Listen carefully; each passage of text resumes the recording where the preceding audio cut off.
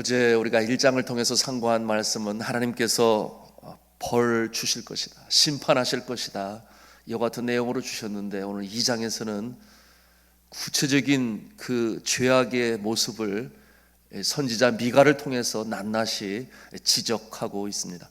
그 첫 번째 죄악의 모습은 무엇인가 보니 지도자들의 경제적 착취입니다. 이것이 오늘 1절과 2절 말씀에 기록되어 있는데, 다시 한번 우리가 읽도록 하겠습니다. 시작. 그들이 침상에서 죄를 꾀하며 악을 꾸미고 날이 밝으면 그 손에 힘이 있으므로 그것을 행하는 자는 화 있을진저. 밭들을 탐하여 빼앗고 집들을 탐하여 차지하니 그들이 남자와 그의 집과 사람과 그의 산업을 강탈하도다. 여러분, 이 말씀에서 그들이란 누구겠습니까? 이어서 설명하고 있잖아요. 그 손에 힘이 있는 자들, 그러니 권세, 권력 있는 자들이에요. 그런데 저들이 죄를 꾀합니다. 더 많은 밭들과 집들을 탐하여 아주 교묘한 방법으로 권모술수를 사용하고 권력을 사용하여 이 평민들의, 농민들의 밭을 또는 생업을 결국 탐하고 파괴시키고 아무것도 없게 된 자들을 자신들의 종들로 만들어버리는 그와 같은 악한 짓을 일삼습니다. 요즘 법정의 말로 죄질이 정말 악한 그와 같은 모습이에요. 이 모습이 오늘날에는 없을까요? 왜 없겠습니까? 신도시 개발이나 그린벨트 해제 지역, 이 같은 중요한 정책을 결정하는 자들이 누구겠습니까? 정치인들이죠. 그리고 그들은 이 경제적으로 재벌과 아주 깊이 유착되어 있습니다. 2절에 있는 말씀처럼 비밀 정보들, 사전 정보들 정치인들이 미리 아니 그와 같은 내용을 유출합니다. 그런 개발되는 지역에 가서 농부들, 그 주인들, 땅 주인들 찾아가서 어찌하든지 사 드리는 것이죠. 땅을 팔도록 그렇게 감언이설로, 그러면서 그 시가보다는 훨씬 더 많이 주게 되니 그런 내용을 알지 못하는 저들이 땅을 팔아요. 그리고 그들은 철저히 앞으로 이 땅이 무슨 일이 일어날 것인가에 대해서는 감추지요. 결코 말하지 않습니다. 주변 땅값보다 비싸게 주니 팝니다. 그러나 결국 어떻게 돼요? 신도시가 들어서고 아파트 단지가 들어서게 되고, 그러니 땅값은 몇십 배가 더 뛰게 되고, 여기서 폭리를 취하는 자들이 누구입니까? 바로 당연히 정치인들이나 거기에 유착된 재벌들인 것이죠. 여러분, 한편 이 땅을 판 사람들은 몇 년은 잘 살지 모르겠어요. 그러나 그 돈을 다 쓰고 난 뒤에는 본업이 무엇입니까? 농사를 져야 되는데 농사 지을 땅이 없어요. 2절의 말씀대로 생업은 없어지고 종의 신세가 됩니다. 미가 선지자는 시골이 고향이라고 그랬어요. 그와 같은 모습을 바로 자신이 있는 그곳에서 보는 것입니다. 그러니 날카로운 언어로 그와 같은 잘못을 지적하고 하나님의 심판이 임할 것이다, 그렇게 예언하고 있습니다. 어떻게 심판이 이루어졌습니까? 여러분, 4절 말씀에 그 내용이 있는데 함께 읽도록 하겠습니다. 시작. 그때 너희를 조롱하는 시를 지으며 슬픈 노래를 불러 이르기를 우리가 온전히 망하게 되었도다. 그가 내 백성의 산업으로 옮겨 내게서 떠나게 하시며 우리 밭을 나누어 패역자에게 주시는도다 하리니. 이 폭리를 취한 자들이, 권세자들이, 부유한 자들이 망하게 되었습니다. 어떻게 심판이 임했습니까? 이웃나라 아시리아가 침공하게 된 것이에요. 그러니 저들의 영토를 빼앗겼습니다. 권리를 주장할 수가 없어요. 이와 같은 상황 가운데 이르게 되었습니다. 두 번째 죄악의 모습을 이 미가 선지자는 지적하고 있으니, 그것은 그 당시에 있었던 거짓 예언자들입니다. 우리 6절 말씀을 함께 읽겠습니다. 시작. 그들이 말하기를 너희는 예언하지 말라. 이것은 예언할 것이 아니거늘 욕하는 말을 그치지 아니한다 하는도다. 무슨 말씀이에요? 이 말씀에서 그들은 권력을 가지고 있는 자들과 부유한 자들 편에 서서 유익을 취하는 예언자들이에요. 그 예언자들이 미가를 향하여 하는 말이 어떠한 말이냐? 너는 예언하지 말라. 심판이 임한다는 그와 같은 끔찍한 말을 멈춰라. 그렇게 저들이 미가 선지자의 입을 막으려고 하는 것입니다. 그러한 사꾼 이 선지자들, 예언자들, 거짓 예언자들을 향하여 미가가 꾸짖습니다. 그 말씀이 7절에 있는 말씀인데요, 우리 7절 말씀을 함께 읽겠습니다. 시작. 너희 야곱의 족속아, 어찌 이르기를 여호와의 영이 성급하시다 하겠느냐? 그의 행위가 이러하시다 하겠느냐? 나의 말이 정직하게 행하는 자에게 유익하지 아니하냐? 이 진리의 말씀이, 내가 선포하는 하나님의 말씀이 저들에게 유익하지 아니하냐? 그런데 왜 하지 못하게 하느냐? 여러분, 이 거짓 예언자들이 미가에게 하는 말이, 여호와 하나님이 그렇게 성급하게 심판하시겠느냐? 정말 그렇게 하시겠느냐? 이렇게 미가 예언자의 입을 막으려고 합니다. 그러나 미가 선지자가 여기서 물러서지 아니하지요. 하나님의 말씀으로 태어납니다. 여러분, 이 미가 선지자는 이 이스라엘과 유다가 망하게 되는 일에 그 죄를 피할 수 없는 자들 중에 누가 있는가? 거짓 예언자들이 있다. 잘못된 말씀으로, 진리가 아닌 말씀으로 백성들을 현혹하게 하고 권세 잡은 자들 그 편에 서서, 오늘날로 말하면 어용이라고 말할 수 있겠죠. 그런가 하면은 물을 것이 있는 자라고 표현을 해요. 가지고 있는 자에게 가까이 접근하여 자신의 유익을 취하고 이익을 취하는 그 사꾼이 아니겠습니까? 거짓 예언자들의 모습이죠. 여러분, 왜 이처럼 거짓 예언자들이 등장하겠습니까? 왜 거짓 예언자들이 사꾼이 되겠습니까? 그 마음에 욕심이 있기 때문에 그렇지요. 여러분, 우리가 미리 가서 좀 보겠습니다면 3장 5절 말씀 찾아가서 3장 5절 말씀을 읽도록 하겠습니다. 시작. 내 백성을 유혹하는 선지자들은 이에 물 것이 있으면 평강을 외치나 그 입에 무엇을 채워주지 아니하는 자에게는 전쟁을 준비하는도다. 이런 선지자에게 대하여 여호와께서 이르시되, 여러분, 이와 같은 모습 때문에 거짓 예언자, 선지자, 사꾼이 등장하는 것입니다. 물 것이 있으면 그에게 다가가고 평강을 외치고, 그 입에 무엇을 채워주지 아니하면 전쟁을 준비한다. 아예 저주를 퍼붓는다, 그런 말 아니겠어요? 오늘날 사꾼 목자의 모습이죠. 3장 11절에도 똑같은 말씀이 나오고 있습니다. 3장 11절 말씀 읽겠습니다. 시작. 그들의 우두머리들은 뇌물을 위하여 재판하며 그들의 제사장은 삭슬 위하여 교훈하며 그들의 선지자는 돈을 위하여 점을 치면서도 여호와를 의뢰하여 이르기를 여호와께서 우리 중에 계시지 아니하냐? 재앙이 우리에게 임하지 아니하리라 하는도다. 사꾼이죠. 축복 기도해주고 봉투를 받습니다. 아예 물을 것이라고 표현을 하는데요, 줄만한 것이 있는 자에게는, 좀 여유가 있는 성도에게는 찾아가서 복을 비는 그와 같은 모습이라고. 참 아프고 슬픈 모습인데요, 오늘날에는 없나요? 오늘날 이와 같은 일에서 주의 종이 자신을 지켜 진리의 말씀으로 공평하게 성도를 목양하는 모습을 어떻게 이루어 나갈 수 있겠습니까? 그것은 아예 교회 앞에 공포하는 것입니다. 스스로 재갈을 먹이는 것입니다. 그래야만 제어해야 될 이 사람의 죄성이 있기 때문에 그와 같은 모습이죠. 제가 그래서 그렇게 공포를 했지요. 담임 목사가 되면서 주의 종이 축복하여 복이 임하거든 감사원금을 하나님께 드리십시오. 교회 앞에 드리십시오. 그리고 어려운 자들을 도우십시오. 여러분, 감사하는 마음은 당연히 가르쳐야 하겠지요. 그러나 그렇기 때문에 하나님께 드리라는 것입니다. 어려운 자를 도우라고 하는 것입니다.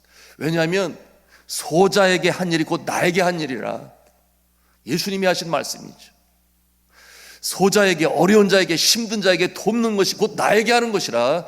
그런데 나보다 더 상황이 좋은데, 여러분, 오늘날 중형교회의 목회자는 교회의 어려운 성도들보다 훨씬 살아가는 모습이 여유가 있어요. 그런데 소자에게 돕지 아니하고 감사한 마음으로, 물론 그 마음은 선한 것인데 그렇게 드릴 수 있어요. 그런데 주의 종이 어려운 자를 도우세요. 그래야 복이 임합니다. 왜? 예수님이 그렇게 말씀하셨어요. 소자를 도우라. 나에게 하는 것이다. 영생에 들어가리라. 그처럼 표현을 하시지 않았나요? 여러분, 모든 일은 자주 하다 보면 습관이 되지 않습니까? 제가 선교사 시절에는 봉투를 아주 즐겨 받았어요. 왜냐하면 선교제는 항상 물질이 필요하니까, 어려운 자들이 너무나 많으니까. 그래서 받고 그리고 사역에 사용했습니다. 담임 목사가 되고 나니 봉투를 받지 않습니다. 성도들에게 부탁을 합니다. 하나님께 감사할 일이 있으면 모두를 위하여 교회의 유익을 전체를 위하여 교회에 드리십시오. 그런데 성경은 또한 말씀하죠. 가르침을 받는 자는 말씀을 가르치는 자와 모든 좋은 것을 함께 하라. 그렇게 갈라디아서 6장 6절에 말씀하고 있어요. 여러분, 여기서 말하는 이 모든 좋은 것은 무엇을 말씀하는 줄 압니까? 주의 종이 복을 빌어줄 때에 잘 되는 그와 같은 기쁨의 소식을 나누라는 거예요. 좋은 소식이 있으면 제일 먼저 저에게 좀 알려주세요. 그럼 저도 마음도 기쁘고 그것이 간증이 되고 하나님께 감사가 되고 보람도 가질 수 있고. 그런데 그와 같은 감사한 마음을 가지면서 소식을 줄 뿐만 아니라 아유, 그래도 감사하니 목사님께 감사 표시를 해야지. 그래서 감사 표시로 물질을 드릴 수 있어요. 그럴 수 있죠. 그래서 제가 그러면 개인적으로 감사하는 모습도 우리 성도들에게 가르쳐야 된다, 그와 같은 마음을 갖게 됐어요. 그래서 1년에 딱 한 번 스승의 주일에 받겠습니다. 대신 제가 가장 선호하는 것은 손편지입니다. 거기에는 따뜻한 감사가 담겨져 있잖아요. 손편지를 제일 선호합니다. 그래도 굳이 현금으로 주시기를 원하신다면 김영란법에 저촉되지 않도록 그렇게 드리세요. 그렇게 제가 말했어요. 어떤 분은 그걸 농담으로 하시나 봐요. 그래서 벌어진 해프닝들이 여러 번 있었습니다. 한 번은 제 방에 3분의 성도님이 오셨어요. 그래서 감사하다는 표현으로 넥타이를 주셨는데 딱 보니까 제가 이제는 볼 줄 알아요. 한국에서 몇 년 살아가지고 이게 얼마짜리인지 딱 보면 알아요. 근데 한 10만 원 정도는 되겠더라고요. 그래서 이렇게 제가 까치 눈을 뜨고 쳐다보니까 아이고, 목사님 염려하지 마세요. 우리 3사람이 3분의 1씩 내가지고 그렇게 해서 산 거예요. 그러니까 김영란법에 저촉되지 않아요. 그래가지고 제가 할 말이 없어서 같이 웃었습니다. 근데 습관이 무섭다는 게 올해도 스승의 주일이 다가오지 않습니까? 근데 그러면 안 되는데 이런 생각이 스멀스멀 제 마음에 쳐들어오는 거 뭐예요? 우리 성도들이 스승의 주일인데 정말 뭘 가져올까? 이런 생각이 제 마음에 들어요. 지금이 어느 때예요? 코로나 사태로 인해서 모두가 다 어려운 시기 아닙니까? 그런데 그와 같은 것을 기대하는 제 자신도 문제가 있는 것 아니겠습니까? 습관이 이렇게 무서운 것이구나 깜짝 놀랐습니다. 제 아내한테 나눴더니 제 아내가 절대 그런 얘기 하지 말라고 그렇게 저한테 조언을 주어서 알겠다 그랬는데요. 그런데 제가 굳이 봉투를 사양하는 또 다른 이유가 있어요. 그건 뭐냐면 제 자신이 아직 영적으로 크지 못해서 그런 것입니다. 제가 느끼고 있어요. 봉투를 주시면 받는 자의 마음에는 그 준 사람이 생각이 나서 더 느끼고 기도하겠지만은 문제는 무엇입니까? 여유가 없어서 드리지 못하는 자들. 그러니 그와 같은 자에 대해서는 아무래도 관심이 멀어진다 그 말이에요. 그래서 제가 영적으로 아직 성장하지 못했다 그런 생각을 갖습니다. 그런데 이게 사람의 마음이에요. 이게 사람의 마음이에요. 그런가 하면 또 이런 모습도 보아요. 드릴 것이 있어서 여유가 있어서 감사를 표현하는 자는 가까이 있는 것 같은데 그러지 못한 자는 스스로가 멀리 있어요. 그럴 때 제가 더 가까이 다가갈 수 있는 영성이 있어야 되는데 그런 모습이 없으니 아직은 아닌 거야. 그런 생각을 제 스스로 마음에 다지게 되는 것입니다. 아직 영적으로 크지 못했다. 그 같은 마음을 갖는 것입니다. 여러분 생각해 보십시오. 어떤 아버지, 어떤 어머니가 자식 중에 좀 부족하고 못난 자녀를 멀리 할까요? 그렇지 않잖아요. 오히려 더 가까이 끌어안고 더 잘 되기를 바라는 그와 같은 간절한 소원이 있지 않겠습니까? 여러분, 참 목자는 늘 공평히 대해야 합니다.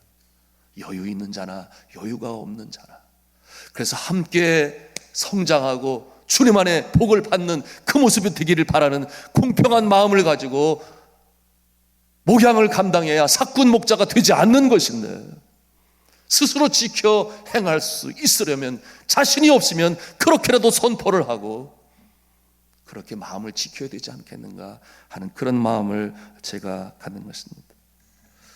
여러분, 이와 같은 모습, 물질이 때로 사람의 마음을 흔들어 놓는데 흔들리지 않을 만한 영성이 있으면, 영역이 있으면 받아서 나누고 드리고 하는 일에 자유함을 잊겠으나 그렇지 않은 모습도 있다, 그런 것입니다.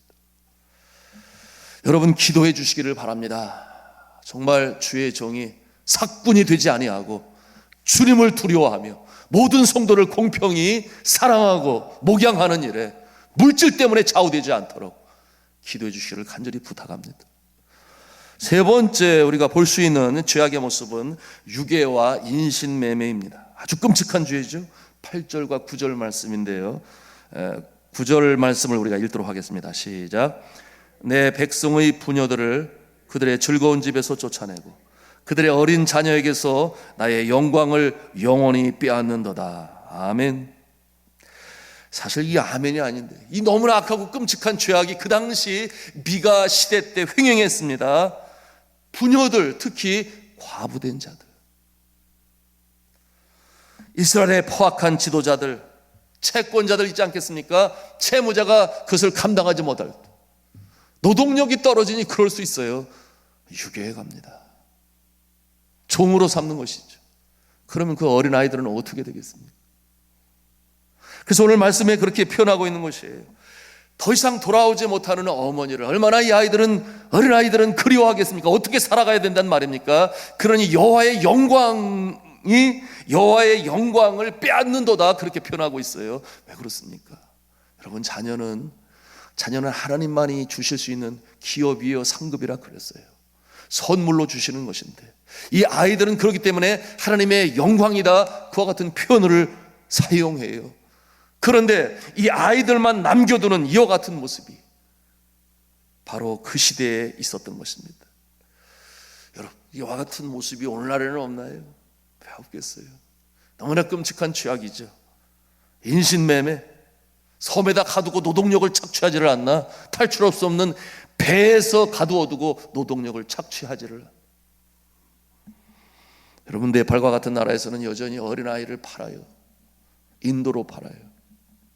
누가 팔아요? 아버지가 팔아요. 세상에 그런 모습도 있어요. 너무나 가난한데 딸을 아주 업신여기는 이 남존여비에, 이것은 사탄의 사상이에요. 우리 기독교는 그렇게 가르치지 않아요. 아담과 하와를 하나님께서 만드시고 그리고 함께 결합하여 한 가정을 이루게 하시는 하나님께서는 여러분, 여자를 업신여기고 그리고 때로는 핍박하고 종 수준으로 여겼던 그 모습은 언제부터 시작되었는가? 에덴 동산에서 죄로 타락한 이후에 나타나는 현상이지, 에덴 동산에서는 그런 모습이 없어요. 그러니 특별히 후진국의 우상을 섬기는 그 나라에서 잘못된 이와 같은 가치관, 사고관, 종교관, 문화관을 가지고 있으니 그런 일이 벌어지죠. 그런가 하면 네 번째, 마지막으로 백성들의 술 취함과 방탕함의 죄악에 대해서 지적하고 있습니다. 우리 2장 11절 말씀을 함께 읽도록 하겠습니다. 시작. 사람이 만일 허망하게 행하며 거짓말로 이르기를 내가 포도주와 독주에 대하여 내게 예언하리라 할 것 같으면 그 사람이 이 백성의 선지자가 되리로다. 여러분, 여기서 말하는 이 포도주와 독한 술은 무엇을 말하는가? 방탕함, 쾌락주의, 향락주의, 물질 만능주의를 상징적으로 표현하고 있는 것입니다. 거짓 선지자들은 죄인들에게 이 세상의 평안을 말해줍니다. 걱정할 것 전혀 없다고 말을 합니다. 거짓 선지자들은 사람의 죄악을 무시하고 사람들의 마음에 안일함만 줘요. 잘 될 것이다, 복을 빌어줘요. 그러나 죄악을 지적하지 않습니다. 오늘날 이 세상이 갈수록 더 강단이 그와 같은 모습으로 가고 있어요. 왜냐하면 그것은 소위 설문조사를 통해서 성도들이 어떠한 설교를 듣기를 원하는가? 당연히 축복의 말씀을 듣기를 원하지요. 평안한 마음을 갖게 하는 그와 같은 말씀만을 듣기를 원해요.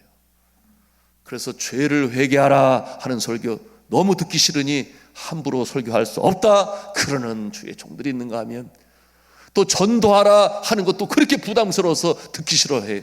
그런가 하면은 헌금하라, 이 설교 듣기 싫어해요. 여러분, 감사하는 자에게 하나님이 더 복을 주시는 줄로 믿으시기를 바랍니다. 성경에 쓰여져 있는데 왜 전하지 않느냐 그 말이에요. 온전한 11조 성경이 반드시 말씀하고 있는데도 불구하고 하지 않으려 하고, 여러분, 이와 같은 모습 때문에 결과가 나타나는 현상이 뭐예요? 그러니 하나님을 경외하지 않냐고, 두려워하지 않냐고, 자기의 기준대로 신앙생활 하려고 저 같은 모습은 아니지 않습니까? 그래서 결국 믿음이 떨어지고 세상에서 교회가 소금의 역할을, 썩어져가는 세상에 방부제 역할을 감당해야 되는데 그러지 못함을 누가 책임져야 되냐 그 말이에요. 이 새벽에 이렇게 나와 기도하는 여러분들은 그래도 영적으로 깨어있잖아요. 살아계신 하나님을 믿기 때문에 나와 기도하잖아요. 우리가 이와 같은 모습을 바라보면서 기도해야 합니다.